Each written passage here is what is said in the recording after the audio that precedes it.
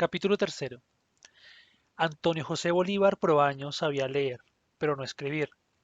A lo sumo, conseguía garrapatear su nombre cuando debía firmar algún papel oficial, por ejemplo, en época de elecciones, pero como tales sucesos ocurrían muy esporádicamente, casi lo había olvidado. Leía lentamente, juntando las sílabas, murmurándolas a media voz como si las paladeara, y al tener dominada la palabra entera, la repetía de un viaje.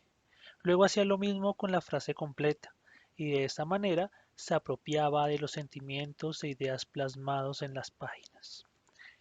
Cuando un pasaje le agradaba especialmente, lo repetía muchas veces, todas las que estimara necesarias para descubrir cuán hermoso podía ser también el lenguaje humano. Leía con ayuda de una lupa, la segunda de sus pertenencias queridas. La primera era la dentadura postiza. Habitaba una choza de caña de unos 10 metros cuadrados en los que ordenaba el escaso mobiliario, la hamaca de yute, el cajón cervecero sostenido, la hornilla de queroseno y una mesa alta, muy alta, porque cuando sintió por primera vez dolores en la espalda, supo que los años se le echaban encima y decidió sentarse lo menos posible. Construyó entonces la mesa de patas largas que le servía para comer de pie y para leer sus novelas de amor. La choza estaba protegida por una techumbre de paja tejida y tenía una ventana abierta al río. Frente a ella se arrimaba la alta mesa.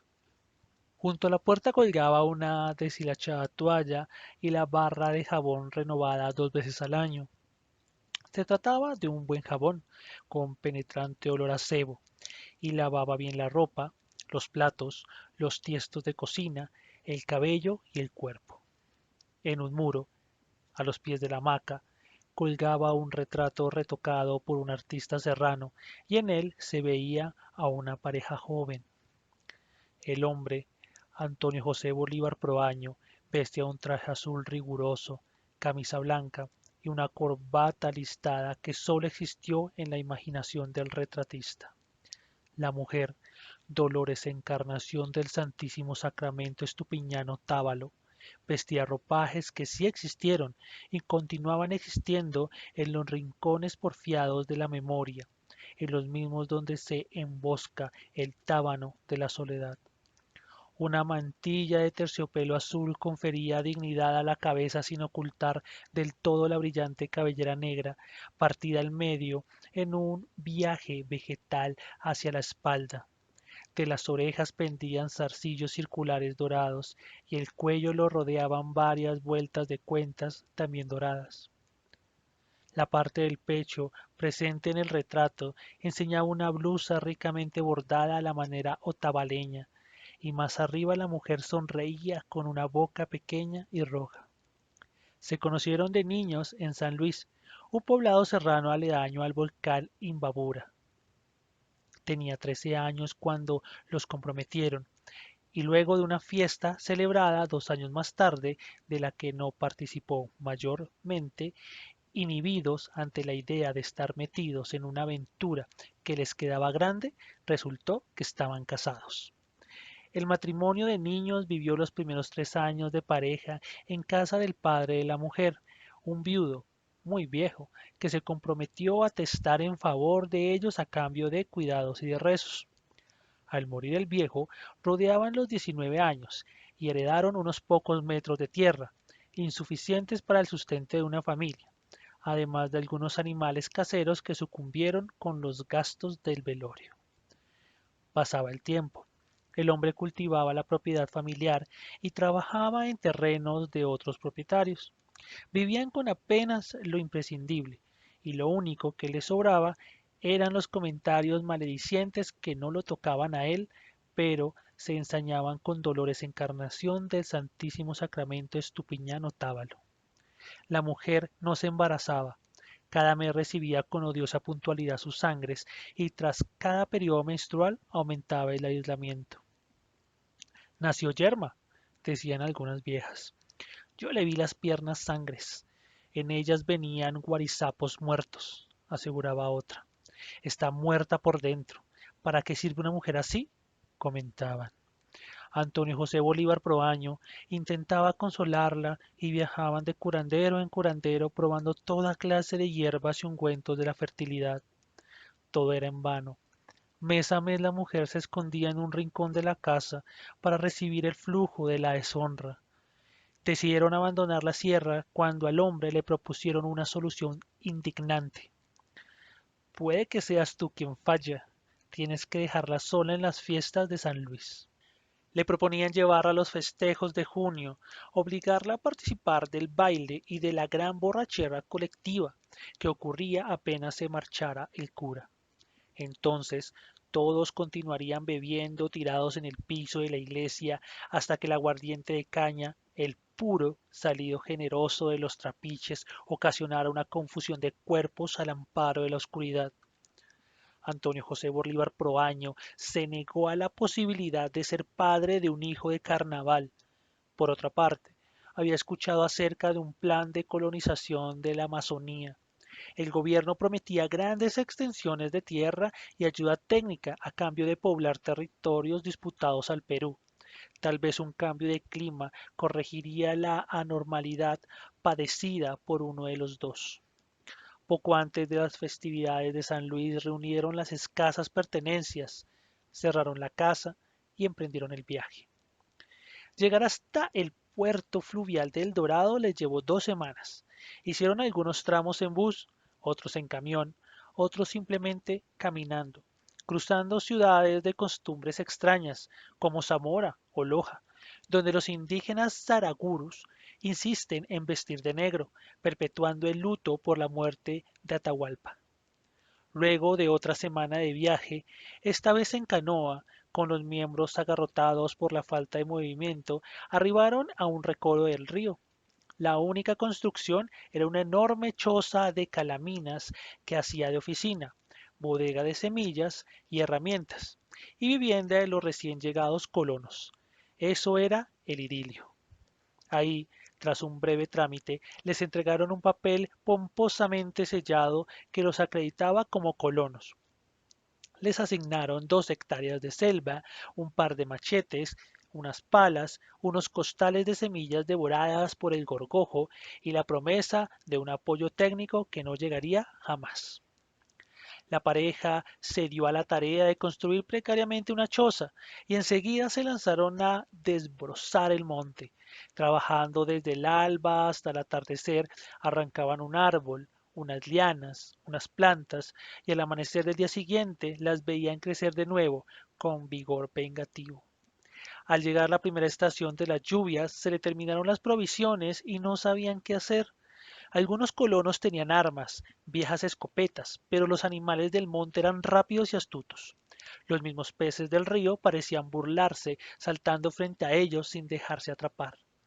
Aislados por las lluvias, por esos vendavales que no conocían, se consumían en la desesperación de saberse condenados a esperar un milagro, contemplando la incesante crecida del río y su paso arrastrando troncos y animales hinchados. Empezaron a morir los primeros colonos, unos por comer frutas desconocidas, otros atacados por fiebres rápidas y fulminantes, otros desaparecían en la alargada panza de una boa quebrantahuesos que primero los envolvía y los trituraba, y luego los engullía en un prolongado y horrendo proceso de digestión.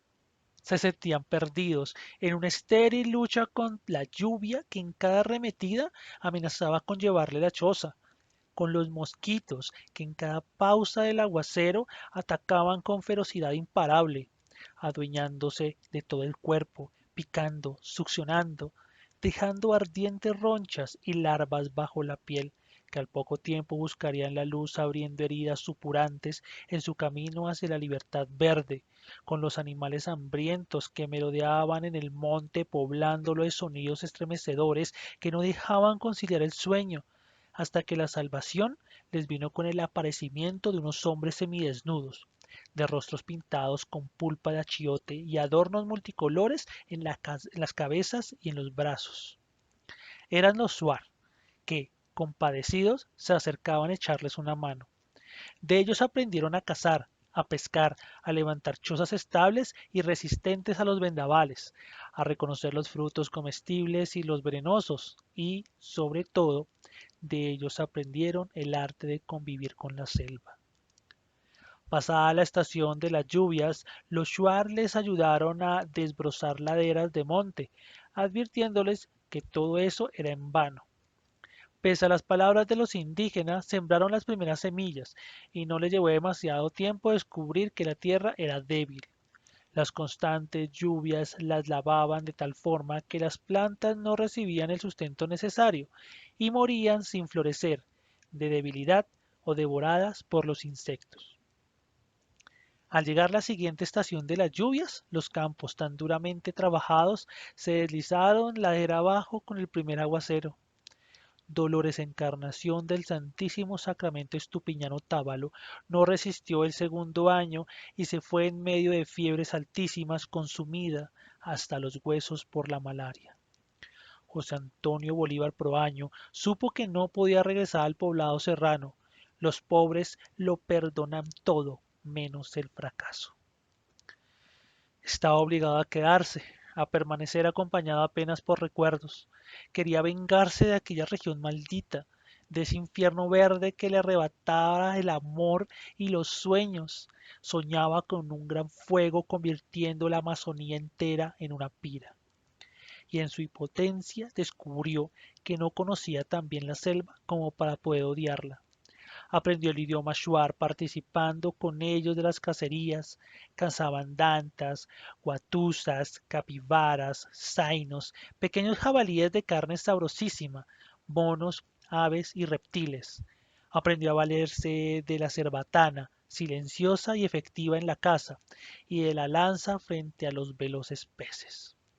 Con ellos abandonó sus pudores de campesino católico, andaba semidesnudo y evitaba el contacto con los nuevos colonos que lo miraban como a un demente. Antonio José Bolívar Proaño nunca pesó en la palabra libertad y la disfrutaba a su antojo en la selva. Por más que intentara revivir su proyecto de odio, no dejaba de sentirse a gusto en aquel mundo, hasta que lo fue olvidando, seducido por las invitaciones de aquellos parajes sin límites y sin dueños. Comía en cuanto sentía hambre, seleccionaba los frutos más sabrosos, rechazaba a ciertos peces por parecerle lentos, rastreaba un animal de monte y al tenerlo a tiro de cerbatana su apetito cambiaba de opinión. Al caer la noche, si deseaba estar solo se tumbaba bajo una canoa y si en cambio precisaba compañía buscaba a los shuar. Estos lo recibían complacidos, compartían su comida, sus cigarros de hoja y charlaban largas horas escupiendo profusamente en torno a la eterna fogata de tres palos. ¿Cómo somos? Le preguntaban. Simpáticos como una manada de micos, habladores como los papagayos borrachos y gritones como los diablos. Los Shua recibían las comparaciones con carcajadas y soltando sonoros pedos de contento. Allá de donde vienes, ¿cómo es? Frío. Las mañanas y las tardes son muy heladas. Hay que usar ponchos largos, de lana y sombreros. Por eso apestan. Cuando cagan ensucian el poncho. No, bueno, a veces pasa. Lo que ocurre es que con el frío no podemos bañarnos como ustedes, cuando quieren. ¿Los monos de ustedes también llevan poncho? No hay monos en la sierra, tampoco zainos. No cazan las gentes de la sierra. ¿Y qué comen entonces? Lo que se puede, papa, maíz, a veces un puerco o una gallina para las fiestas, o un cuy en los días de mercado. ¿Y qué hacen si no cazan? Trabajar desde que sale el sol hasta que se oculta. Qué tontos! Sentenciaban los shuar. A los 5 años de estar allí, supo que nunca abandonaría aquellos parajes. Dos colmillos secretos se encargaron de transmitirle el mensaje. De los Shuar aprendió a desplazarse por la selva pisando con todo el pie, con los ojos y los oídos atentos a todos los murmullos y sin dejar de balancear el machete en ningún momento. En un instante de descuido lo clavó en el suelo para acomodar la carga de frutos y al intentar asirlo nuevamente sintió los colmillos ardientes de una X entrando en su muñeca derecha. Alcanzó a ver al reptil, de 1 metro de largo, alejándose trazando X en el suelo. De ahí le viene el nombre, y él actuó con rapidez. Saltó blandiendo el machete en la misma mano atacada y lo cortó en varias lonchas hasta que la nube del veneno le tapó los ojos. A tientas buscó la cabeza del reptil y sintiendo que se le iba la vida marchó en pos de un caserío shuar. Los indígenas lo vieron venir tambaleándose. Ya no conseguía hablar, pues la lengua, los miembros, todo el cuerpo estaba hinchado de forma desmesurada. Parecía que iba a reventar en un momento a otro, y alcanzó a enseñar la cabeza del reptil antes de perder el conocimiento. Despertó pasados varios días con el cuerpo todavía hinchado y tiritando de pies a cabeza cuando lo abandonaban las fiebres. Un brujo shuar le devolvió la salud en un lento proceso curativo. Brebajes de hierba lo aliviaron del veneno. Baños de ceniza fría atenuaron las fiebres y las pesadillas. Y una dieta de sesos, hígados y riñones de mono le permitió caminar al cabo de 3 semanas. Durante la convalecencia le prohibieron alejarse del caserío y las mujeres se mostraron rigurosas con el tratamiento para lavar el cuerpo. Todavía tienes veneno dentro. Tienes que botar la mayor parte y dejar solo la porción que te defenderá de nuevas mordeduras. Lo atosigaban con frutos jugosos, aguas de hierbas y otros brebajes hasta hacerle orinar cuando ya no lo deseaba. Al verlo totalmente repuesto, los shuar se le acercaron con obsequios, una nueva cerbatana, un atado de dardos, un collar de perlas de río, un cintillo de plumas de tucán, palmeteándolo hasta hacerle comprender que había pasado por una prueba de aceptación determinada, nada más que por el capricho de dioses juguetones, dioses menores, a menudo ocultos entre los escarabajos o entre las candelillas, cuando quieren confundir a los hombres y se visten de estrellas para indicar falsos claros de selva. Sin dejar de homenajearlo, le pintaron el cuerpo con los colores tornasolados de la boa y le pidieron que danzara con ellos. Era uno de los contados sobrevivientes a una mordedura de X, y eso había que celebrarlo con la fiesta de la serpiente. Al final de la celebración, bebió por primera vez natema, el dulce licor alucinógeno preparado con raíces hervidas de ayahuasca, y en el sueño alucinado se vio a sí mismo como parte innegable de esos lugares en perpetuo cambio, como un pelo más de aquel infinito cuerpo verde, pensando y sintiendo como un shuar, y se descubrió de pronto vistiendo los atuendos del cazador experto, siguiendo huellas de un animal inexplicable, sin forma ni tamaño, olor y sin sonidos, pero dotado de 2 brillantes ojos amarillos. Fue una señal indescifrable que le ordenó quedarse, y así lo hizo. Más tarde tomó un compadre, Nushiño, un shuar llegado también de lejos, tanto que la descripción de su lugar de origen se extraviaba entre los ríos afluentes del Gran Marañón. Nushiño llegó un día con una herida de bala en la espalda, recuerdo de una expedición civilizadora de los militares peruanos. Llegó sin conocimiento y casi desangrado, luego de penosos días de navegación a la deriva. Los shuar de Shumbi lo curaron y, una vez repuesto, le permitieron quedarse, pues la hermandad de sangre así lo permitía. Juntos recorrían la espesura. Nushiño era fuerte, dotado de una cintura estrecha y anchos hombros, andaba desafiando a los delfines de río y estaba siempre de excelente humor. Se les veía rastreando una presa grande, meditando acerca del color de las boñigas dejadas por el animal, y al estar seguros de tenerlo, Antonio José Bolívar esperaba en un claro de selva mientras Nushiño sacaba la presa de la espesura, obligándola a marchar al encuentro del dardo envenenado. A veces cazaban algún zaino para los colonos y el dinero que recibían de ellos no tenía otro valor que el de cambio por un machete nuevo o por un costal de sal. Cuando no cazaba, en compañía del compadre Nushiño, se dedicaba a rastrear serpientes venenosas. Sabía rodearlas silbando un tono agudo que las desorientaba hasta acercarse a ellas, hasta tenerlas frente a frente. Ahí repetía con un brazo los movimientos del reptil hasta confundirlo, hasta pasar de la repetición a efectuar él los movimientos que el reptil repetía, hipnotizado. Entonces el otro brazo actuaba certero. La mano cogía por el cuello a la sorprendida serpiente y la obligaba a soltar todas las gotas de veneno enterrando los colmillos en el borde de una calabaza hueca.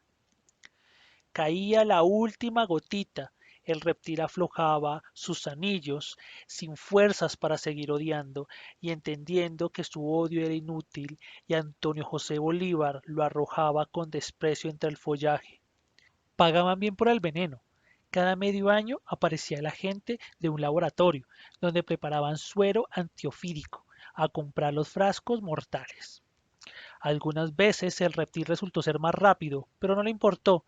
Sabía que se hincharía como un sapo y que deliraría de fiebres unos días, pero luego vendría el momento del desquite. Estaba inmune y gustaba de fanfarronear entre los colonos enseñando los brazos cubiertos de cicatrices. La vida en la selva templó cada detalle de su cuerpo. Adquirió músculos felinos que con el paso de los años se volvieron correosos. Sabía tanto de la selva como un shuar. Era tan buen rastreador como un shuar. Nadaba tan bien como un shuar. En definitiva, era como uno de ellos, pero no era uno de ellos.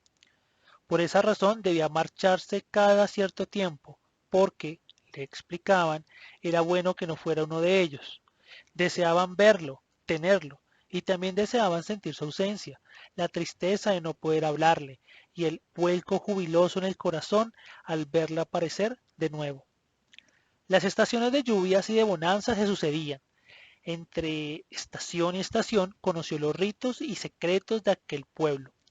Participó del diario homenaje a las cabezas reducidas de los enemigos muertos como guerreros dignos y acompañando a sus anfitriones entonaba los anets, los poemas, cantos de gratitud por el valor transmitido y los deseos de una paz duradera.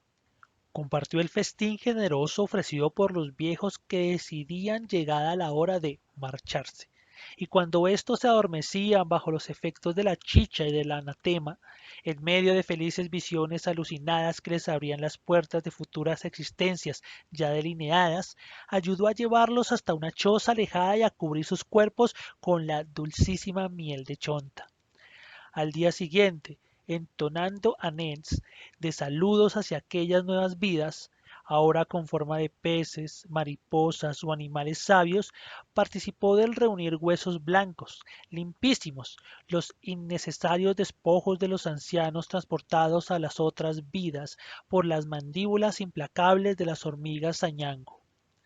Durante su vida entre los shuar no precisó de las novelas de amor para conocerlo.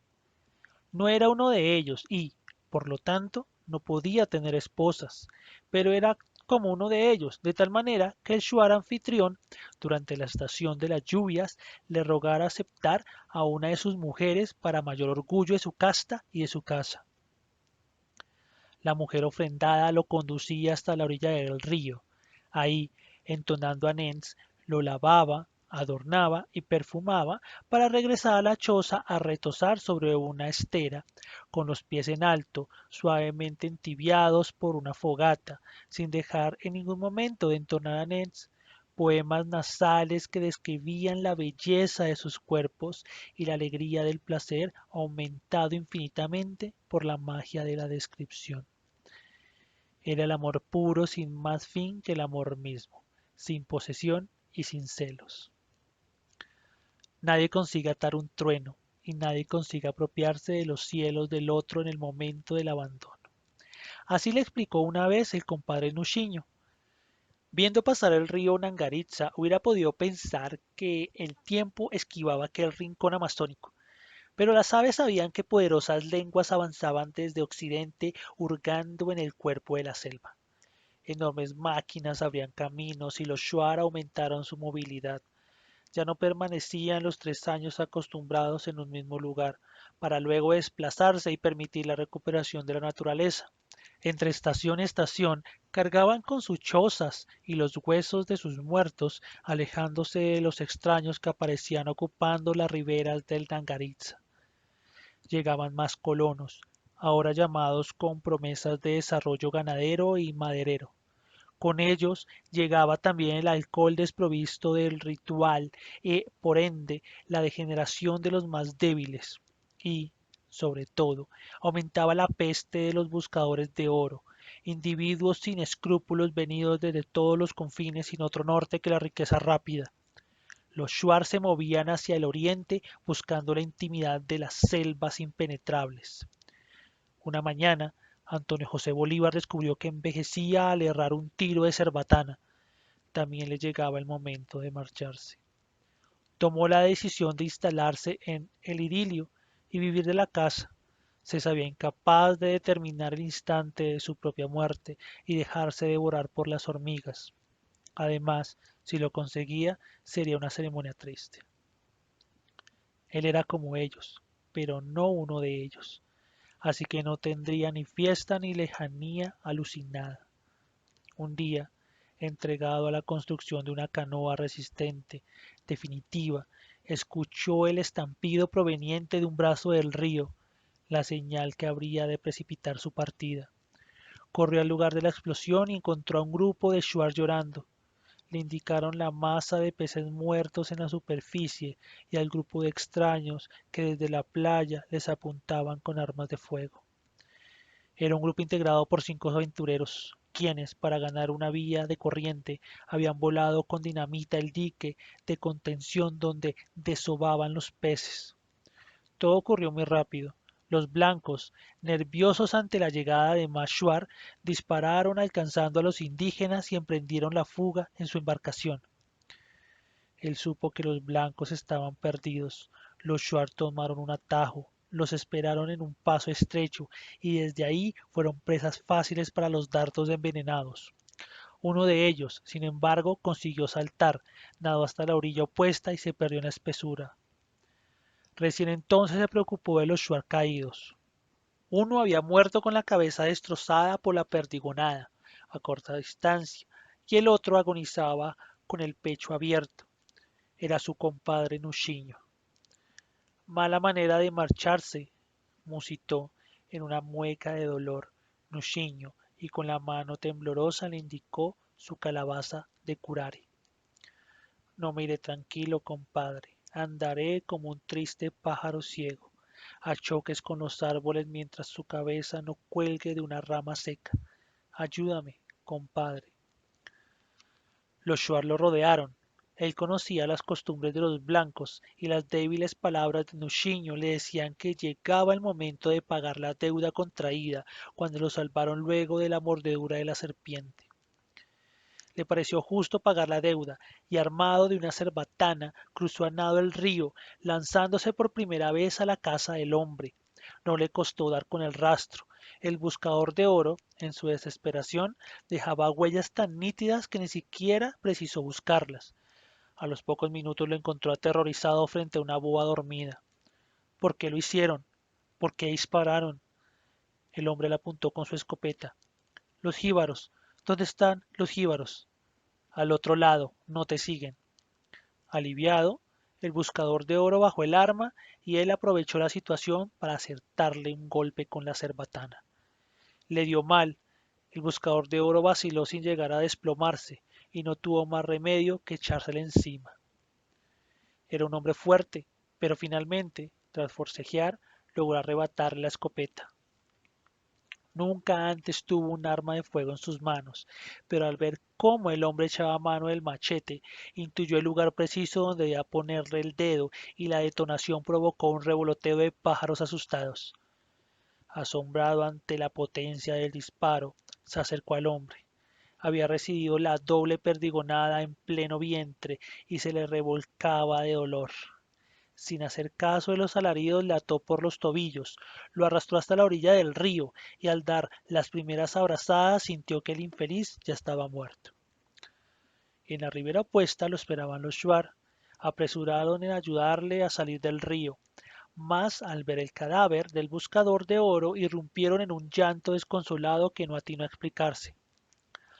No lloraban por el extraño, lloraban por él y por Nuchiño. No era uno de ellos, pero era como uno de ellos. En consecuencia, debió ultimarlo con un dardo envenenado, dándole antes la oportunidad de luchar como un valiente. Así, al recibir la parálisis del curare, todo su valor permanecía en su expresión, atrapado para siempre en su cabeza reducida, con los párpados, nariz y boca fuertemente cosidos para que no escapase. ¿Cómo reducir aquella cabeza, aquella vida detenida en una mueca de espanto y de dolor? Por su culpa, Nushiño no se iría. Nushiño permanecería como un papagayo ciego, dándose golpes contra los árboles, ganándose el odio de quienes no lo conocieron al chocar contra sus cuerpos, molestando el sueño de las boas dormidas, ahuyentando las presas rastreadas con su revoloteo sin rumbo. Se había deshonrado, y al hacerlo era responsable de la eterna desdicha de su compadre. Sin dejar de llorar, le entregaron la mejor canoa. Sin dejar de llorar, lo abrazaron, le entregaron provisiones y le dijeron que desde ese momento no era más bienvenido. Podría pasar por los caseríos Shuar, pero no tenía derecho a detenerse. Los Shuar empujaron la canoa y enseguida borraron sus huellas de la playa.